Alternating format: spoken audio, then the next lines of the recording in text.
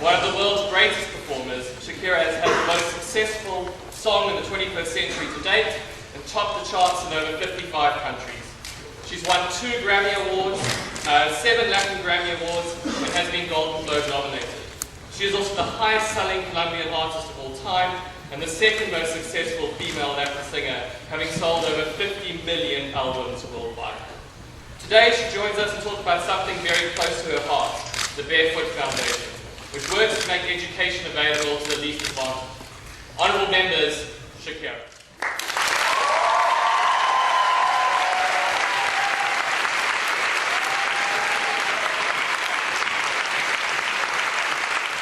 Thank you, Oxford, and thank you, Oxford Union. It is truly an honor and a privilege to be here today, and that you have afforded me this opportunity to speak to you. I must confess I'm somewhat mystified as to why you are here, because there won't be any singing or any hip shaking whatsoever. So, how do I, a girl from Barranquilla, Colombia, come to occupy the same stage as Newton and Churchill? Lord knows I'm no Mother Teresa. But here I am, nonetheless. And I realized that the one point of view from which I can depart is that of an artist. After all, it is who I am, right? We artists depend on our imaginations. When I first learned I was coming, I thought about the past, and I imagined the future.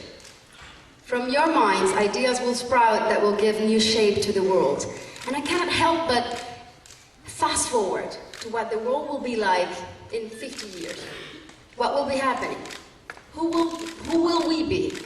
What challenges can we overcome? How will we live? I have a fantasy about this future, and I wanted to share it with you today. Let me put it this way. If civilization were a car, we would have been cruising at 20 miles per hour for millions of years, only to hit light speed in the last 100. So I wonder, what made us accelerate so quickly recently, and how can we continue this pace? There is only one explanation, to me, and that is the democratization of education. I strongly believe that the best is yet to come.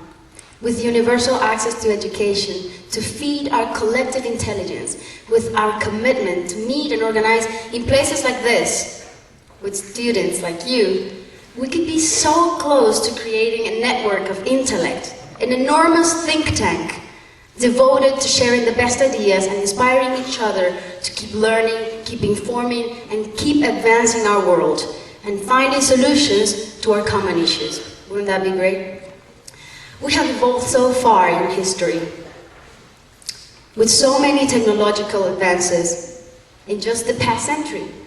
So how will we evolve in the next 10 years, or 20 years, or 50 years? Now that we know that the world has shrunk, and to me, it has practically become just one big neighborhood. You are the architects of change. So tell me, how many things that seem inconceivable today will be obvious tomorrow? How long will man live? How will society be structured? Will we still be organized in couples, in communities, governed by governments? Sadly, at the current pace of change, we won't have universal access to education in 100 years, let alone 5. That is unacceptable. Especially when the world has the resources to feed itself several times over. Then why are children starving? Latin America alone has 3 times the necessary abundance to feed its entire population. These children can't wait. They can't wait 100 more years. They need us to cure a child with leukemia or AIDS with a simple pill or with a breakthrough vaccine. We need to live in a world in which together we can find a solution to global warming, so we don't have to worry every time a single storm begins to form on the horizon. We need to find new ways to distribute food so no child goes to bed hungry. And I know that education is our ticket. How do I know? Because I've seen it.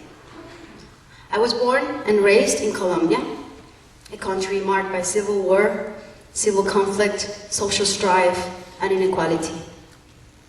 Growing up in the developing world, where education is perceived as a luxury and not as a birthright, like it should be, where children beg for an education and parents are desperate to provide it, where if one is born poor, one is destined to die poor.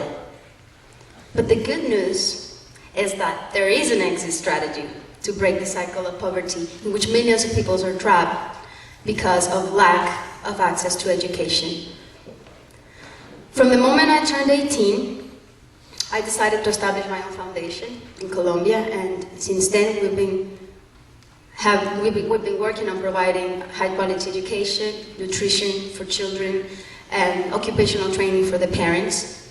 We've been building schools that also work as community centers for families that have been displaced by violence and who have lost everything they had.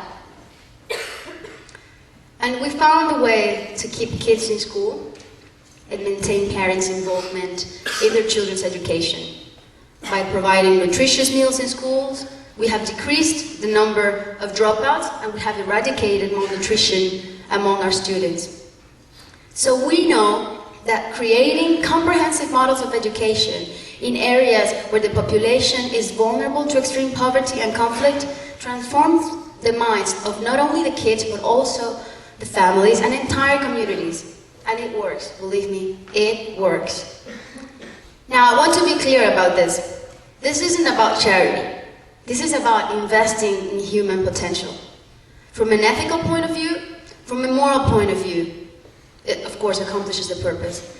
But also, from an economic point of view, this could bring enormous benefits to all mankind. Universal education is the key to global security and economic growth. We all want safer nations. And in a world where weak states are often haven for violent extremists, getting more children into school can dramatically help reduce the risk of instability and lay the groundwork for more stable democratic political systems to emerge. A child who lives in extreme poverty, away from school, is 10 times more likely to be recruited by a militant group than one who is receiving an education. For instance, in Colombia, we have kids in our school who were destined to be a part of the drug trafficking business or recruited by guerrillas. However, today, as we speak, those same kids are going to college, just like you, and are graduating soon. So yes, education promotes peace and stability worldwide. One single year of primary education invested in one kid means 10 to 20% increase in the wages in their adult life. And for every dollar invested in early childhood development programs, that same child will give back $17. So yeah, education also boosts economic growth. That is how I want the youth of 2060 to see us. That our mission for global peace consisted of sending 30,000 educators to Afghanistan, not 30,000 soldiers. That in 2010, world education became more important than world domination. Because only education will accelerate our evolution.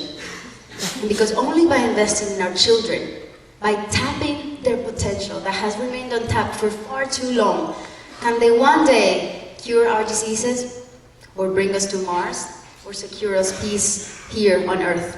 Education for all. John Locke, who I believe was one of you, right?